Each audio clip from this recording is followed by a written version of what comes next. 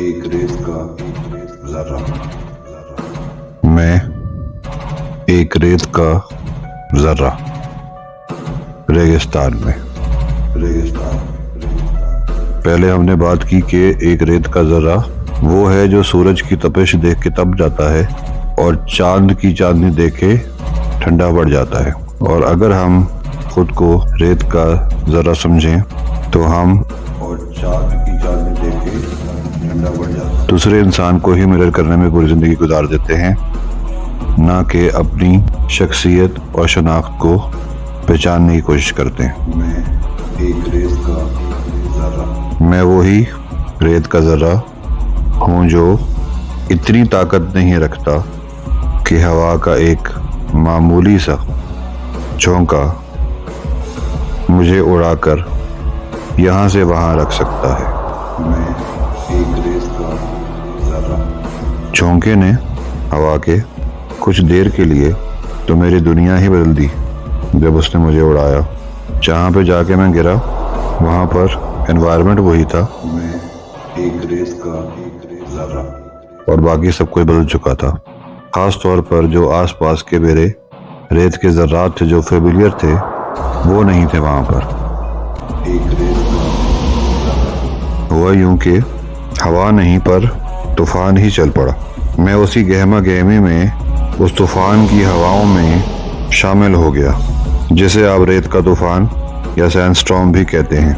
अब हो क्या रहा है कि मैं हवा के रहमो करम पर उड़ तो गया, मगर मुझे ये नहीं पता कि मुझे ये हवा कहाँ पर लेके जा रही है, कितनी स्पीड पर मुझे उड़ा रही है और कितनी ऊंचाई पर मुझे लेकर जा रही है। क्योंकि आगे पीछे इतने रेत के जर्रे हैं कि मेरा विजन और देखने की सलाहियत मध्यम पड़ गई है और इतने रेत के जर्रों में मुझे कुछ आगे नजर नहीं आ रहा है।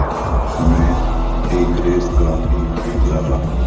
अब आपको धक्के भी पड़ रहे हैं आगे पीछे दाएं बाएं ऊपर नीचे सब जगह से।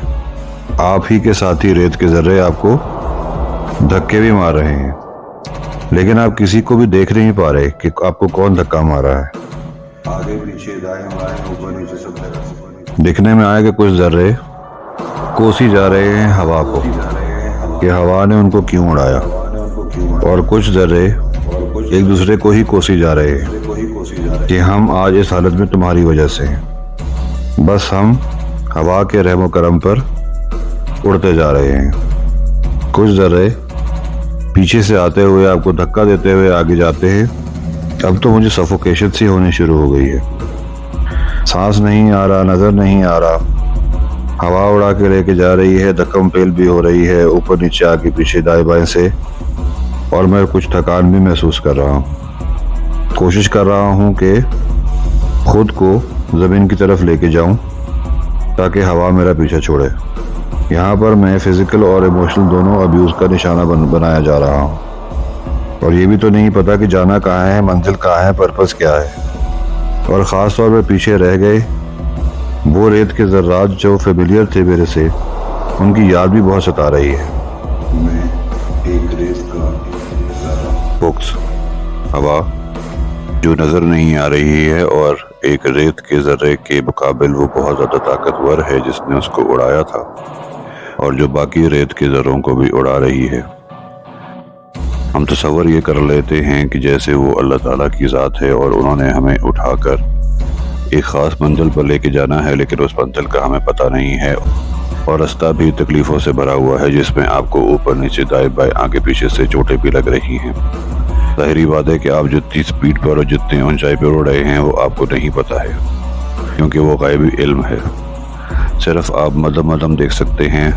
वो हमारी ज़िंदगी है, वो हमारा शऊर है, वो हमारा विजन है जो कि हम अपनी ज़िंदगी को देखते हैं।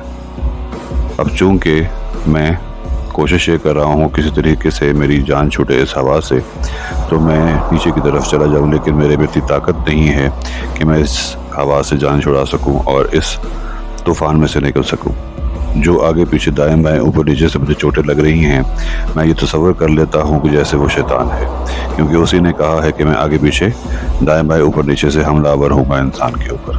क्योंकि हमारा विजन बहुत ज़्यादा मध्यम है تو ہمیں یہ نہیں پتہ چل رہا کہ وہ واقعی شیطان ہے جو ہمیں تکلیف پہنچا رہا ہے یا باقی ریت کے ذرات ہے جو ہمیں تکلیف پہنچا رہے ہیں۔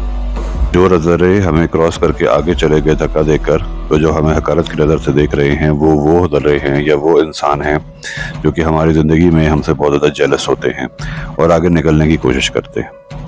اب چونکہ مجھے سفوکیشن ہو رہی ہے اور میں تنگ آ رہا ہوں اب اس دوڑ میں اور تھک رہا ہوں، تو میں کوشش یہ کروں گا کسی طریقے سے میں جان چھڑا لوں اس ہوا سے اور میں نیچے چلا جاؤں کسی بھی طریقے سے، اور زمین پہ جیسے پہلے پڑا ہوا تھا ویسے ہی پڑا رہوں، تاکہ میں کم از کم اس تکلیف سے بچ سکوں۔ پر میں ایسا کر نہیں پا رہا ہوں۔ اگر میں اتنا سا کام کر لوں کہ اس ہوا کی رضا میں اپنی رضا ملا لوں، تو میری یہ ساری تکلیفیں دور ہو جائیں گی۔ کیونکہ ہوا مجھے اڑا چکی ہے تو میں بے بس ہوں، کچھ بھی نہیں کر سکتا ہوں کیونکہ میرے پہ اتنی طاقت نہیں ہے۔ تو بیسٹ یہی ہے کہ اپنے آپ کو تکلیف پہنچانے کی بجائے میں اس ہوا کے ساتھ اڑنا شروع کر دوں۔ اب ہوا مجھے لیفٹ رائٹ، اوپر نیچے دائیں بائیں جہاں مرضی لے کے جائے، جتنی مرضی ہائٹ پہ اڑائے، جتنی مرضی سپیڈ پہ اڑائے، مجھے اب تکلیف نہیں ہو رہی۔ حالانکہ چوٹیں وہی لگ رہی ہیں جو کہ پہلے لگ رہی تھی، لیکن مجھے اب تکلیف نہیں ہو رہی بیکاز کہ میں نے اپنے آپ کو سبمٹ کر دیا اس ہوا کے آگے۔ جب میں نے اپنے آپ کو سبمٹ کر دیا اس ہوا کے آگے، تو ہوا کو بھی تو پتہ لگ گیا نا کہ میں ریزسٹ نہیں کر رہا ہوں اور میں اس کی رضا میں راضی ہوں، تو وہ مجھے اب تکلیف نہیں دے گی، بلکہ میں فلوٹ کر رہا ہوں گا اس ہوا کے ساتھ، میں اڑ رہا ہوں گا۔ کیونکہ مجھے اب سروکار نہیں ہے کہ مجھے ہوا کتنی ہائٹ پہ لے کے جا رہی ہے، کتنی سپیڈ پہ لے کے جا رہی ہے، کہاں جا کے مجھے وہ اتارے گی، پھینکے گی، اور میرا پرپس کیا ہے مجھے نہیں پتا، اور نہ میں اس بارے میں سوچ رہا ہوں۔ میرا صرف اور صرف فوکس ہوا کی رضا میں ہے۔ تو آگے پیچھے دائیں بائیں اوپر نیچے سے اگر شیطان یا ریت کے ذرات بھی مجھے ہرٹ کر رہے ہیں، تو چونکہ میرا فوکس ہوا کی رضا میں ہے تو مجھے اسے فرق ہی نہیں پڑ رہا۔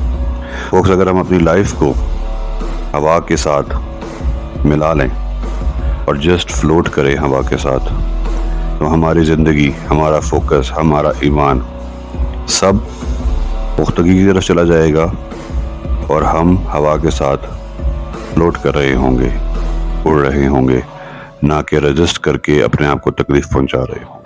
سبسکرائب کیجئے، لائک کیجئے، شیئر کیجئے، کمنٹ کیجئے۔ Thank you very much. میں ایک ریت کا ذرہ